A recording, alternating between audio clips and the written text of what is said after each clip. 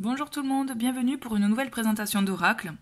Et aujourd'hui, il s'agit de l'oracle Lumière d'Antoinette Charbonnel, que vous pouvez trouver aux éditions Arcana Sacra du groupe Alliance Magique.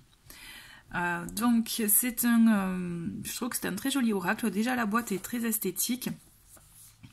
Vous pouvez le trouver au prix de 26 €. C'est l'auteur qui a donc conçu toutes les cartes ainsi que donc leur signification, mais aussi tous les dessins. Donc c'est elle qui les a créés.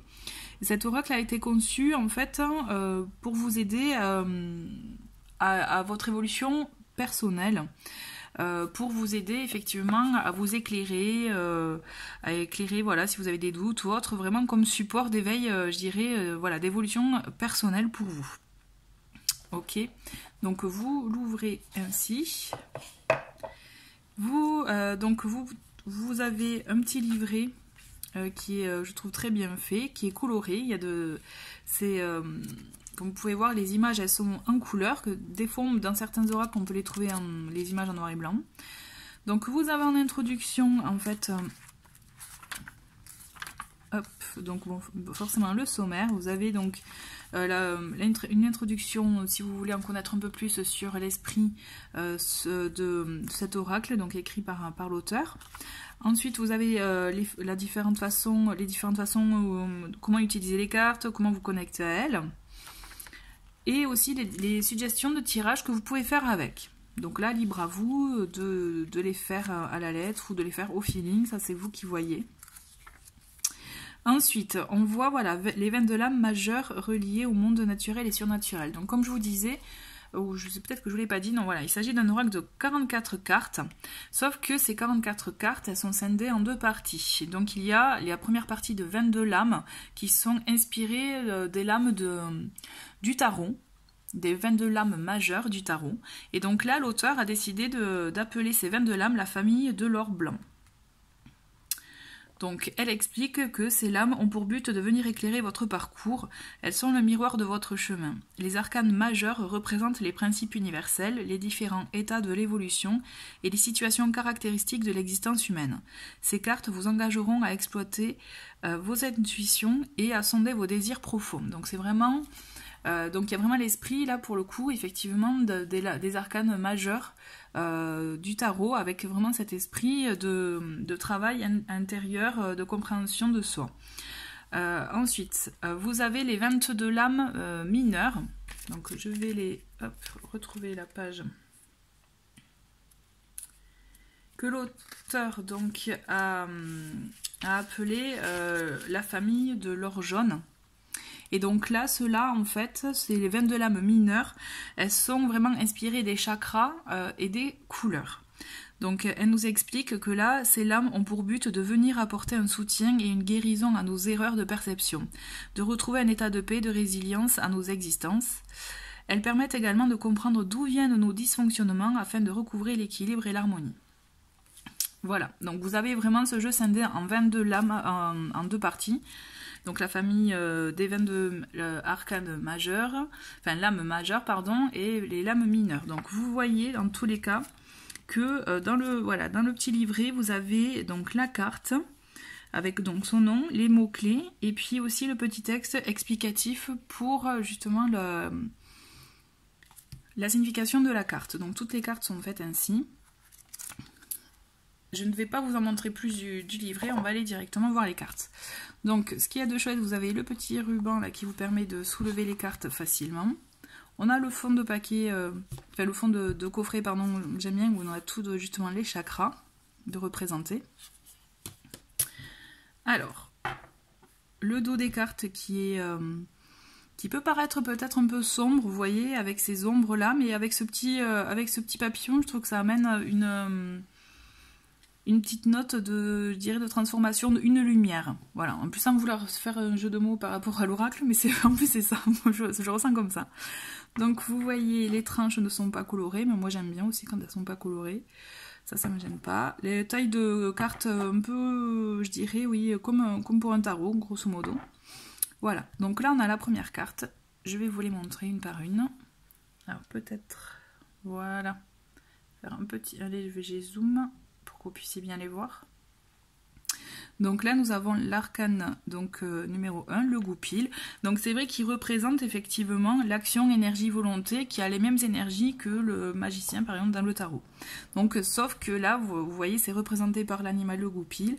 Et donc, c'est vraiment la touche personnelle de l'auteur. Et j'aime beaucoup. Je trouve que c'est une jolie représentation. Comme là, on a la guérisseuse, qui peut représenter la grande papesse, effectivement, dans le tarot. Mais bon, elle a fait à son ressenti, je dirais, et je trouve que ça marche. Effectivement, la guérisseuse, on voit la grenouille, et je trouve qu'elle fait cette illustration est très jolie. Donc c'est d'ailleurs celle du coffret. Hein. Mais voilà, je trouve qu'elle a un côté, effectivement... ça me fait penser un peu à quand...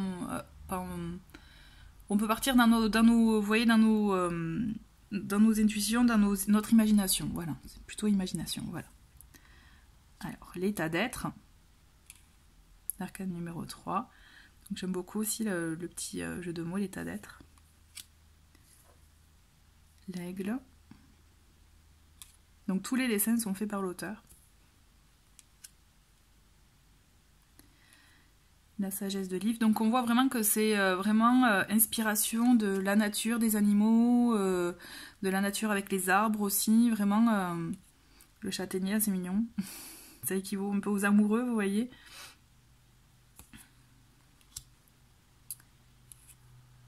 La confiance dirigée. C'est très joli.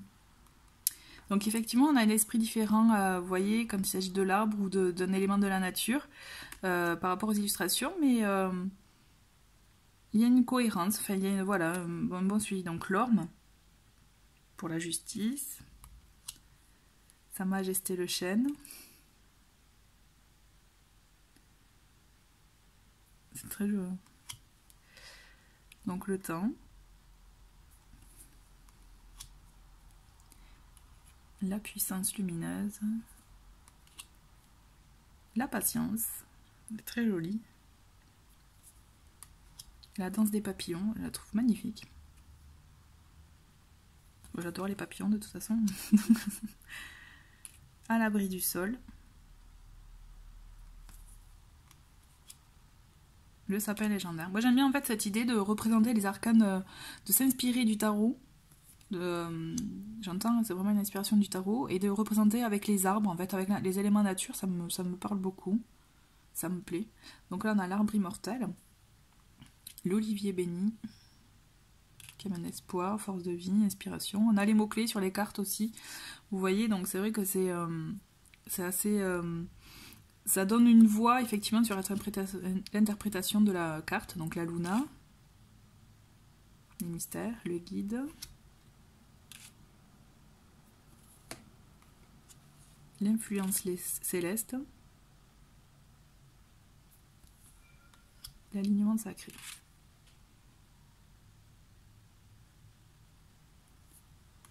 Et la jeune pousse. Donc là, ça équivaut au fou effectivement pour le tarot. Donc là, c'est la fin des 22 arcanes majeures. Donc on entre dans là les 22 lames mineures, pardon, j'ai dit 22 arcanes, mais les 22 lames mineures qui justement sont là pour qui sont inspirées par les couleurs. Donc vous voyez, on voit déjà de suite qu'effectivement celle-ci est plus colorée. Et donc les couleurs et les chakras. Donc là on a le chakra racine représenté par cette femme. Donc effectivement on change effectivement de motifs et tout, mais justement je trouve que c'est pas mal quand on à faire un tirage avec toutes ces cartes, ça permettra justement de sortir l'élément, puisqu'il s'agit vraiment de cartes d'aide, je dirais, pour aider justement à y voir plus clair. Donc ça sera une façon dans le tirage de les voir directement. Enfin, en tout cas, je le ressens comme ça. Donc là, nous avons le chakra racine. Donc la lame numéro 23. L'encre. C'est très joli. Ensuite, on a le loup. Donc là, vous voyez, effectivement, c'est une autre forme de dessin, puisqu'on voit bien le loup, et puis un petit texte derrière. Donc il peut aussi donner des éléments. Hein. On a le chakra sacré.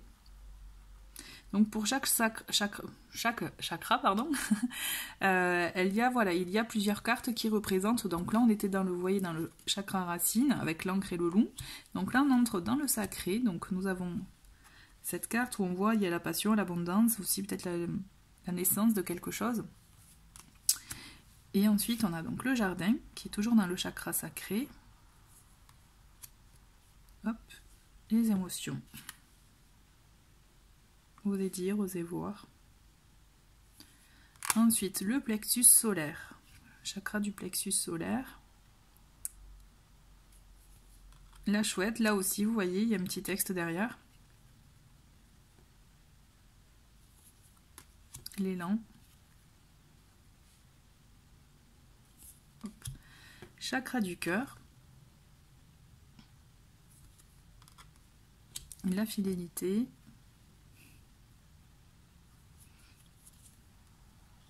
Le cap, avec la tortue.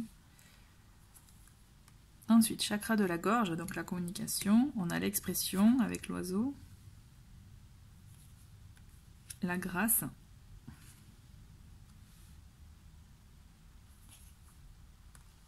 Et le son voyageur avec la cigogne. Ensuite, chakra du troisième œil.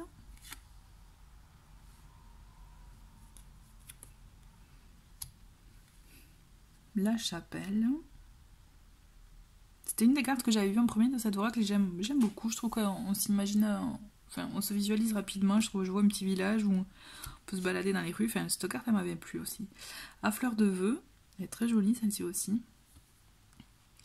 Le chakra couronne. Donc la carte numéro 41. Spiritualité avec l'éléphant, il est beau. L'inspiration divine. Et la dernière carte, éclosion. Je la trouve très jolie aussi. Elle est très belle, ouais. Donc voilà, donc là vous avez vu les 44 cartes. Pour la mise, je dirais pour s'en imprégner, je vais... bon, les 22 arcanes majeurs, 22 lames majeures, c'est vrai que, bon, mais connaissant un peu le tarot, personnellement, je sais que je vais bien me les approprier, je dirais, ces cartes, bien m'en inspirer. Par contre, effectivement, c'est pour les 22 lames mineures, je vous conseille, en tout cas, moi, de bien vous imprégner des significations avec le carnet, voir un peu, et aussi d'écouter votre intuition, hein, ça aussi, c'est le principal. Voilà. Mais écoutez, je vous remercie d'avoir regardé cette vidéo, et je vous dis à très vite, au revoir.